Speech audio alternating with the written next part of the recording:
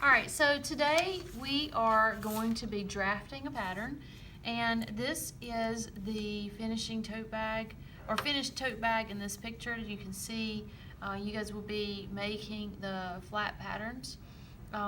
This is in our apparel and textile production 2 lessons or curriculum, so I'm just going to use the one that's in here, but you can deviate. So if you guys decide that you don't want it 16 inches wide and 17.5 inches long, you can make it whatever length that you want or size that you want. But since this is on our instructions, this is what I'm actually going to go by for today. So the first thing that I want to do is draw a straight line on my paper so that I know that I'm starting with a nice straight line, and I'm just using this beautiful bulletin board paper today. The way that I can assure that this is lined up, sometimes your yardsticks get weird on the edges, so I can take my metal L square here, put this on the edge of the table, and line up the edge of that L square on the edge of the paper, and go ahead, draw me a line here all the way down,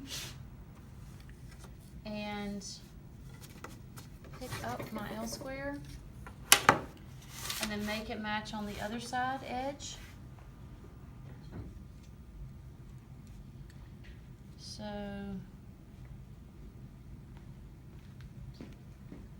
that this is nice and straight on this edge, and then I'm matching up my line that I had right here, and I have a nice straight line. And then you can go back with your ruler and just kind of check with the edges, or your yardstick and check with the edges to see, and it came out pretty straight there, so we're good.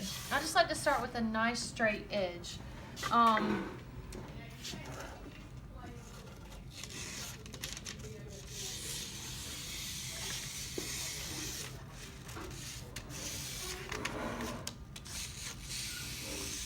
Close that door.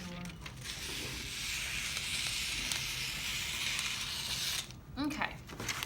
So, the first pattern piece that I'm going to do is the pocket measurement, which is 6 inches by 8 inches.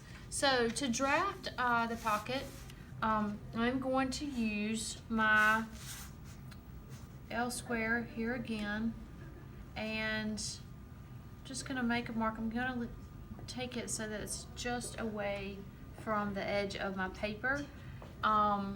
6 by 8, so the first mark I'm going to make is here at 6 inches, and then I'm going to come on this side and do one at 8 inches. And then I can take my design ruler, and I know that this is my 6 inches, so I'm going to go all the way down to the 8-inch mark here. Using the edge of my ruler, that's why this design marker comes in handy, or this design. Are you getting close? Like get real close right here so you can see exactly what I'm doing. So I'm on this 8-inch line here, and I know that I'm going to have a straight pattern piece if I have this directly on that edge, the straight edge that I made a while ago. So I'm going to use this and go ahead and make my L here for my 8-inch. We know that's 6 inches, and just going to use the edge of my paper here and my ruler, which is 6 inches, and draw me a line. Now, for some reason that does not come out. Okay, that's right. I had just, evidently it was too thick down here when I started, so we're good. So that's 6 by 8. And I like to just go ahead and label what this is by putting a few lines on here.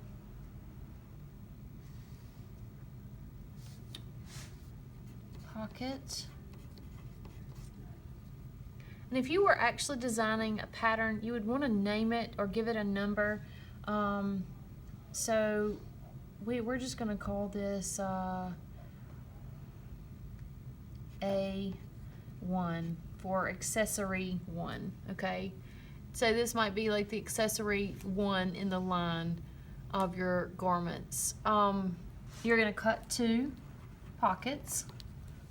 So cut 2 on there, and I always like to put the seam allowance on there. So my seam allowance for the pocket is going to be a 1/2 inch seam allowance. Okay, now we're gonna come and we're gonna add our 1/2 inch seam allowance to it. So using my 1/2 inch mark here on my ruler,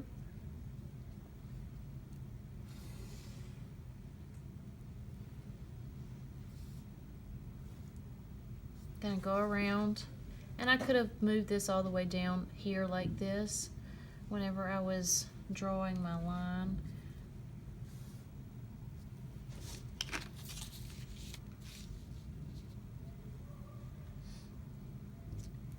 Oh, you know what? I just realized I messed up on something. So if I've got to have a 1/2 inch all the way around and I've used this edge here, then I actually need to add 1 inch here and 1 inch here. Does that make sense? So what I'm going to do is just go ahead and add, so I have a 1/2 inch on both sides of my pattern.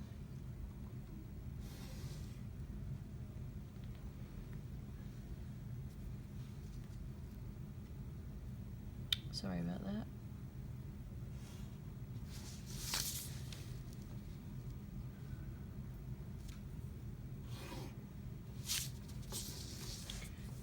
So just so it looks right, I'm gonna erase this line in here so that you guys can see exactly what I'm talking about when you add your seam allowance all the way around.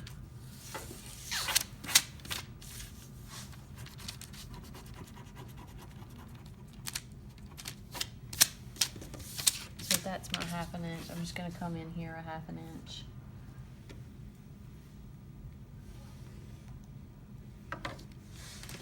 And then come in on this side, 1/2 inch, and this is my seam allowance, okay? And when I make my patterns, I mean, everybody can do it differently, but I always like to just write the seam allowance on the edge too, because sometimes you may have 3/8 of an inch in the neckline and a 1/2 inch somewhere else and 5/8 somewhere else. And usually it'll tell you on your sewing directions. But if you're making your own pattern and you make your pattern today and then you come back to it 3 weeks from now and you're like, oh man, what did I do? What kind of seam allowance was I intending to do? Or you come back to it 2 years from now, then it's written right there for you and you can see exactly what it is that you're supposed to be doing. Now the last thing that I have to add is a grain line. So I usually will just pick a spot from the edge, and you as the designer have to decide which direction you want your warp yarns to go into.